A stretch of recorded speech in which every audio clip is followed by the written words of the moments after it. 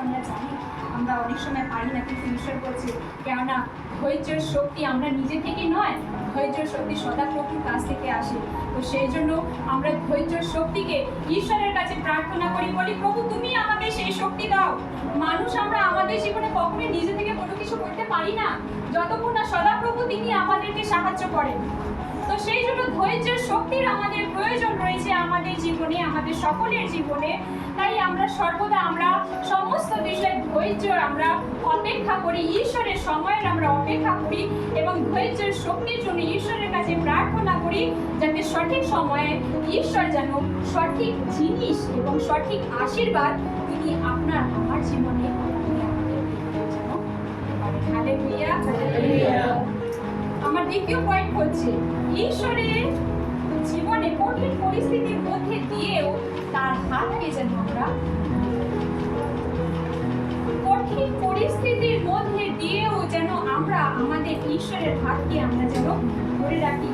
কেন আমি বলছি, কেননা অনেক সময় কি হয় আমরা বিশ্বাস আমরা করি ঈশ্বরকে, আমরা ভালো আমরা বাসি আমাদের ঈশ্বরকে, কিন্তু জানেন যখনই আমাদের জীবনে কঠিন পরিস্থিতি যখনই আসে, আপনার আমার জীবনে যখনই সমস্যা আসে, যখনই বিপদ আসে, যখনই রোগগ্রস্ত হয়ে পড়ি, তখনই আমাদের ঈশ্বরকে সেই সময় আমরা আমাদের বিশ্বাস আমরা তখনই রাখতে আর পারি না, ধরে রাখতে আমরা আর পারি না।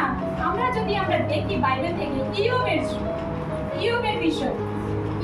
বিষয় আমরা যদি আমরা কেউ যদি ইয়োবের বিষয়ে আমরা বাইবেল থেকে আমরা যদি আমরা এর গল্প আমরা যদি জানি, ইয়োব ছিল একজন ধার্মিক, একজন সত্য, একজন বিশ্বাসী, ঈশ্বরকে খুব ভালোবাসত।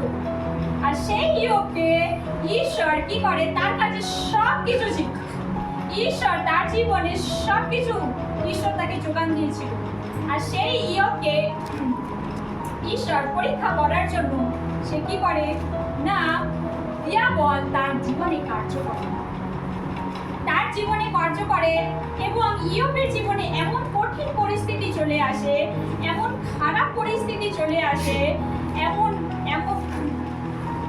খারাপ পরিস্থিতি চলে আসে যে তার পরিবার, তার ছেলে মেয়ে, তার স্ত্রী, তার আত্মীয় স্বজন, তার বন্ধু বান্ধব আমরা জানি যদিও সবাই তাকে ছেড়ে চলে যায়।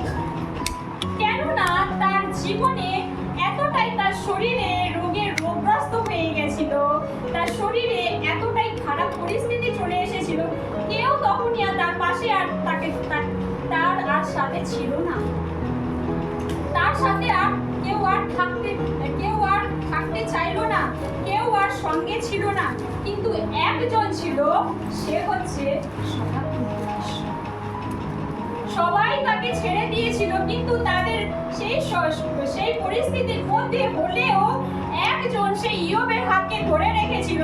সে ছিল একজন সদাপ্রভু ঈশ্বর প্রভু, যে পরিস্থিতির মধ্যে হলেও সে তার সন্তানের হাতকে সে কখনো ছেড়ে দেয়নি, কিন্তু সে সব সময় দিন এবং রাত সব সময় সে তার হাতে সবসময় সে রেখেছিল। কেননা ঈশ্বর দেখতে চেয়েছিল ইয়োবের জীবনের মধ্যে থেকে যে ইয়োব আমাকে এত ভালোবাসে, যে ইয়োব আমাকে এতটা বিশ্বাস করে, সেই ইয়োব কঠিন পরিস্থিতির মধ্যে দিয়ে আমাকে কতটা বিশ্বাস করছে, আমাকে কতটা ভালোবাসছে। ভালোর সময় তো আমরা অবশ্যই আমরা ঈশ্বরকে বিশ্বাস করি, কিন্তু খারাপের সময় আমরা ঈশ্বরকে কতটা বিশ্বাস করছি। ঈশ্বর সেই ইয়োবের হৃদয়কে দেখতে চেয়েছিল যে সেই ইয়োবের মধ্যে একই বিশ্বাস কি রেখেছে তার ঈশ্বরের প্রতি, একই ভালোবাসা কি সে রেখেছে ঈশ্বরের প্রতি। কেননা ঈশ্বর দেখতে চেয়েছিল পরীক্ষার করে যে সত্যিকারের যে ইয়োব যখনই তার ভালো পরিস্থিতি ছিল, তার হৃদয়ে যে একই বিশ্বাস ছিল, একইভাবে যখনই তার জীবনে কঠিন পরিস্থিতি, যখনই তার সবাই তাকে ছেড়ে চলে যায়, যখনই সবাই তাকে দুঃসাহ করে, কেউ পাশে তার আর থাকে না, তখন ঈশ্বর দেখছে তার হৃদয়ে যখনই দেখছে সত্যি সেই ইয়োব একই ভালোবাসা, একই বিশ্বাস তার ঈশ্বরের প্রতি সে হালেলুয়া। সে ধরে রেখেছে।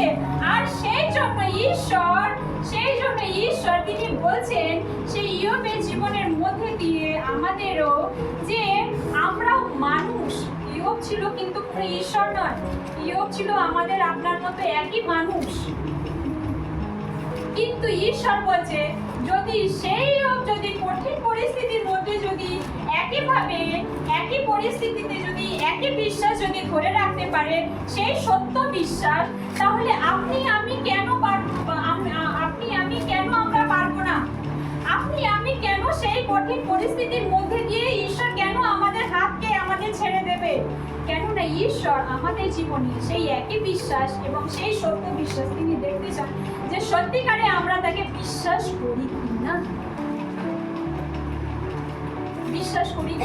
কেননা ঈশ্বর বলছে বাইবেল পড়া এবং বাইবেল শোনা শুধু বিশ্বাস জন্মায় না, শুধু বিশ্বাস আমাদের উৎপন্ন হয় না, কিন্তু ঈশ্বর বলছে কঠিন পরিস্থিতির মধ্যে দিয়ে যে চলে, তখনই সেই বিশ্বাস আমাদের সেই ঈশ্বরের কাছে খাঁটি হয়ে যায়। সেই বিশ্বাস ঈশ্বরের কাছে সে খাঁটি হয়ে দাঁড়ায়। আর তখনই আমাদের প্রমাণ করতে পারি যে প্রভু আমি সত্যিকারে তোমাকে বিশ্বাস করি, আমি সত্যিকারে তোমাকে ভালোবাসি। যখনই আপনার আমার জীবনে কঠিন পরিস্থিতি আসে ইয়োবের মতো, আপনার আমার জীবনে যখনই খারাপ পরিস্থিতি আসে, তখনই ঈশ্বরের কাছে আমরা প্রমাণ করতে পারি যে সত্যি প্রভু আমি তোমাকে সত্যিকারে ভালোবাসি বা আমি তোমাকে বিশ্বাস করি। আমাদের এই মুখে আমাদের বলার কিন্তু চিৎকার করে দরকার নেই, এটা সত্যি কথা। লোকেদেরও কাছে আমাদের দেখানোরও প্রয়োজন নেই। কিন্তু ঈশ্বর বলছে আমি প্রত্যেকের হৃদয়কে আমি দেখছি। কিন্তু আমরা কেউ কিন্তু কারোর হৃদয়কে আমরা দেখতে পাচ্ছি না, ঈশ্বর ছাড়া। ঈশ্বর বলছে বিশ্বাস হৃদয় দিয়ে উৎপন্ন হয়। আমাদের এই চোখ মুখ দিয়ে কিন্তু নয়, দেখা যায় না আমাদের বিশ্বাসে। ঈশ্বরের বিশ্বাস আমাদের চোখ মুখ আমাদের প্রমাণ করতে পারে না। আমরা হতে পারি সুন্দর, আমরা হতে পারি ভালো জামা কাপড় পরতে আমরা করতে পারি, কিন্তু বলছে যে এই ভালো চোখ মুখ বা এই ভালো মুখ আমাদের কখনো ঈশ্বরকে প্রমাণ করতে পারি না যে প্রভু আমি তোমাকে সত্যি ভালোবাসি বা আমি বিশ্বাস করি। কিন্তু আমাদের হৃদয়, আমাদের এই অন্তঃকরণ একমাত্র প্রমাণ করতে পারে আমাদের কঠিন পরিস্থিতির মধ্যে দিয়ে যে সত্যি প্রভু আমি তোমাকে সত্যিকারে ইয়োবের মতো তোমাকে আমি বিশ্বাস করি। Hallelujah, hallelujah. আমার তৃতীয় পয়েন্ট হচ্ছে আমরা আমাদের জীবনে, জানেন কি, আমরা আমাদের জীবনে অনেক সময় বিশ্বাসের মধ্যে হাঁটতে হাঁটতে আমরা অনেক সময় ঈশ্বরের প্রতি আমরা সন্দেহ করি। কেমন সন্দেহ? কি প্রকারের সন্দেহ? আমরা যদি বাইবেল থেকে দেখি, পিতরের বিষয়ে আপনারা শুনেছেন, পিতরের নামও আপনারা জানেন। বলছে পিতর ছিল একজন প্রভু যিশুর 12 জন একজন শিষ্য।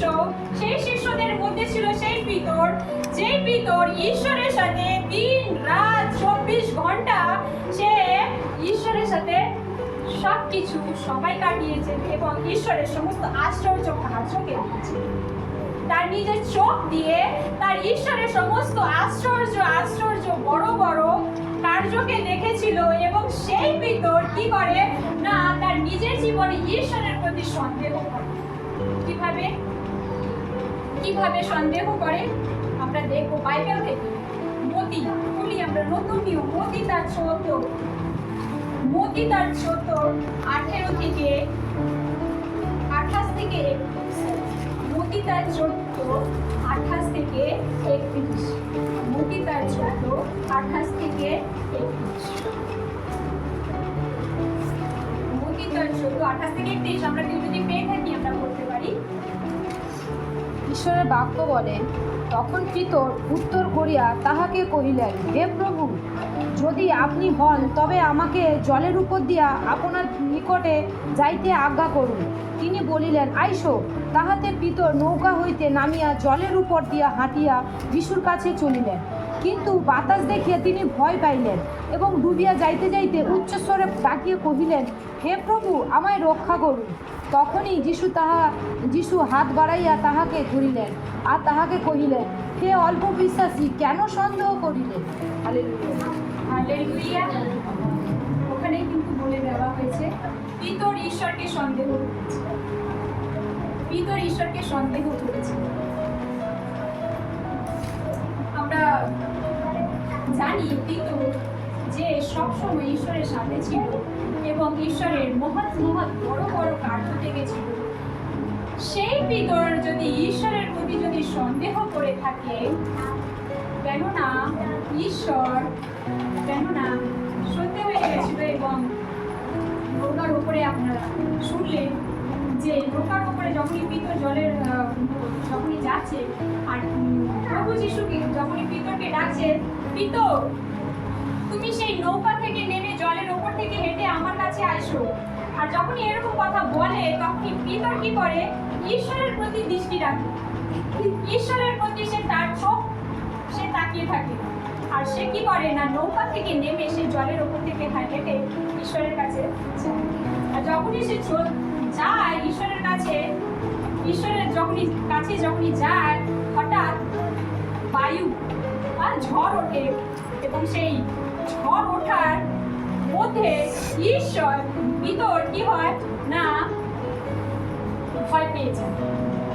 পিতর ভয় পেয়ে যায়। আর সেই ভয় হচ্ছে তার জীবনে ঈশ্বরের প্রতি সে বিশ্বাসে সন্দেহ। বুঝতে পারছি? ঈশ্বর বলছে যে পিতর প্রভু যিশুর সাথে সব সময় চলেছে, তার সাথে হেঁটেছে, তার সাথে খেয়েছে, তার সাথে বসেছে, সময় কাটিয়েছে, সেই পিতর সেই সামান্য ঝড় দেখে সে ভয় পেয়ে গিয়ে ঈশ্বরের প্রতি সন্দেহ করেছে।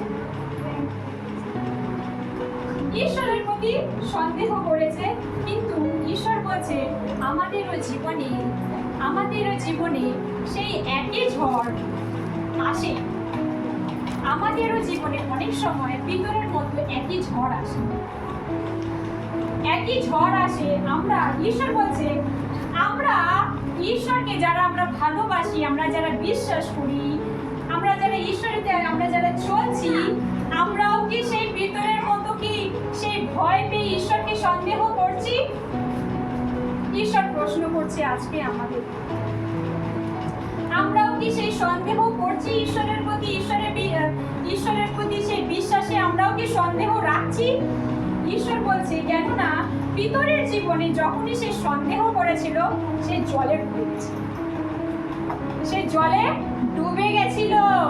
কেননা তার জীবনে কি সমস্যা চলে এসেছিল, কেননা সে সন্দেহ করেছিল, মানে দিয়াবলকে তার জীবনে কার্য করেছে। সে শয়তানকে সুযোগ দিয়েছিল তার জীবনে কার্য করার জন্য। আর সেই জন্য সেই একই পিতর কি করে না, যখনই সে সন্দেহ করে ঈশ্বরের প্রতি, যখনই সে তাকিয়ে যখনই হাঁটছিল, তখনই সে সুন্দরভাবে ঈশ্বরের দিকে সে যাচ্ছিল। কিন্তু যখনই সে ঝড়, যখনই পিতরের যখনই সে ডিস্টার্ব করে, যখনই সে বাধা দেয় ঈশ্বরেতে হাঁটতে, তখনই তার জীবনে সন্দেহ চলে আসে। এবং সেই সন্দেহ কি করে না, পিতরকে জলে ডুবতে তাকে সাহায্য করে। কিন্তু সেই মুহূর্তে ঈশ্বর তার সম্মুখে দাঁড়িয়েছিল বলে, সেই জন্য পিতর সেই সম্মুখে জল থেকে পিতরকে টেনে তোলে এবং তাকে কি বলে যে, হে পিতর, তুমি কেন আমাকে অবিশ্বাস করলে? সেই পিতরকে প্রশ্ন করে, হে পিতর, তুমি কেন আমাকে সন্দেহ করলে? তাই লেখা রয়েছে তো আমার বাইবেল। তো ঈশ্বর বলছে যে, কেন তুমি আমাকে অবিশ্বাস করলে, আমাকে সন্দেহ করলে? আমি আমি আমার কি সেই শক্তি নেই যে আমি সেই জলের ওপর দিয়ে তোমাকে হাঁটাতে পারি? কেননা পিতর তাকে লক্ষ্য করেছে, ঈশ্বরের প্রতি দৃষ্টি সরিয়ে দিয়ে সে ঝড়ের দিকে সে লক্ষ্য রেখেছে। সে ঝড়ের দিকে সে দৃষ্টিপাত করেছিল বলে সেই জন্য তার জীবনে দিয়াবল কার্য করে এবং সে কি করে না জলের ভেতরে সে চলে যায়। আর ঈশ্বর বলছে এই সন্ধ্যেবেলা আমাদেরও জীবনে একইভাবে আমরাও আমাদেরও জীবনে ঈশ্বরের পথে চলতে চলতে বা ঈশ্বরের সাথে চলতে চলতে আমাদেরও জীবনে অনেক সময় ভিতরের মতো ঝড় আসে, সমস্যা আসে, আমাদেরও জীবনে দুঃখ আসে, কষ্ট আসে, কিন্তু আমরা যেন কোনোভাবে ভিতরের মতো যেন কোনো সন্দেহ না রাখি ঈশ্বরের প্রতি, সন্দেহ না করি আমাদের বিশ্বাসে, কিন্তু সবসময় আমরা বিশ্বাস রাখি, খাঁটি বিশ্বাস, এবং সেই খাঁটি বিশ্বাসে তিনি আমাদেরকে সেই ঈশ্বরের সাথে চলতে আমাদেরকে তিনি সাহায্য করবেন এবং সেই শক্তি তিনি আমাদেরকে যোগান দেবেন ঈশ্বরের সাথে চলতে, এবং জীবনের শেষ পর্যন্ত অন্তিম দিন পর্যন্ত তিনি আমাদেরকে আশীর্বাদ করবেন, যাতে আমরা যেন সুন্দরভাবে যেন ঈশ্বরের সাথে যেন আমরা হাঁটতে পারি, চলতে পারি, যাতে আমরা যেন দিয়াবলকে কোনোভাবে নিজেদের জীবনে বিশ্বাসে যেন দুর্বল হওয়ার মধ্যে দিয়ে যেন কোনো কার্য না করতে দিই। কেননা যেহেতু মানুষ আমরা, অবশ্যই ঈশ্বর আমাদের সাথে আছে, ঈশ্বর আমাদের পাশে আছে, তাই আমরা সমস্যাকে আমরা ভয় না পাই। কেননা পিতর সেই ঝড়কে যখনই দেখেছিল সে ভয় পেয়ে গেছিল, আর সেই ভয় তার জীবনে যখনই কার্য করে তখনই সেই কিন্তু জলে চলে গেছে। একইভাবে ঈশ্বর বলছে আমাদেরও জীবনে যখনই সমস্যা আসে, আমরা সমস্যাকে আমরা সমস্যার দিকে আমরা না তাকাই, আমরা সমস্যার দিকে আমরা যেন দৃষ্টি না রাখি, কিন্তু সমস্যার উপরে আর একজন রয়েছে, সে হচ্ছে সদাপ্রভু ঈশ্বর, যে আমাদেরকে সেই সমস্যা যখনই আসবে তিনি তখনই আমাদেরকে সেই সমস্যা থেকে উদ্ধার করবেন এবং আমাদেরকে সেই সমস্যা থেকে রক্ষা করবেন, যেমন পিতরের জীবনে তিনি করেছিলেন। হ্যাঁ, সেই পিতরের জীবনে তিনি করেছিলেন। কেননা ঈশ্বর বলছে আমি তোমাকে কোনো ক্রমে ছাড়বো না, কোনো ক্রমে তোমাকে পরিত্যাগ করব না। তো ঈশ্বর যদি আমাদেরকে এই কথা যদি বলতে পারে, তাহলে আসুন না আমরা সন্দেহকে আমরা ধরে রাখি, আমরা বিশ্বাসে আমরা ঈশ্বরের প্রতি আমরা হাতকে ধরে আমরা এগিয়ে যাই, আমরা পরিস্থিতিকে আমরা লক্ষ্য না করি, কিন্তু ঈশ্বরের প্রতি আমরা দৃষ্টি রাখি যে প্রভু তুমি আমার সাথে আছো, তুমি আমার পাশে আছো, তাই আমার কোনো ভয় নেই। বুঝতে পারছি? তাই আমার কোনো ভয় নেই, আমার কোনো চিন্তা নেই, কেননা তুমি কখনো আমার হাতকে ছাড়বে না এবং কখনো আমাকে পরিত্যাগ করবে না। কেননা তার দৃষ্টি আমাদের প্রত্যেকের উপরে তিনি রেখে দিয়েছেন। তিনি আমাদের প্রত্যেকের জীবনে তিনি জানেন। আপনারা হয়তো এখানটায় বসে রয়েছেন, আপনারা হয়তো এই সময় আমি বলছি আপনারা শুনছেন, কিন্তু আপনাদের মনে এই সময় কি চলছে না চলছে আমি না জানলেও কিন্তু সদাপ্রভু ঈশ্বর তিনি সব কিছু জানতে পারছেন, তিনি সব কিছু তিনি বুঝতে পারছেন।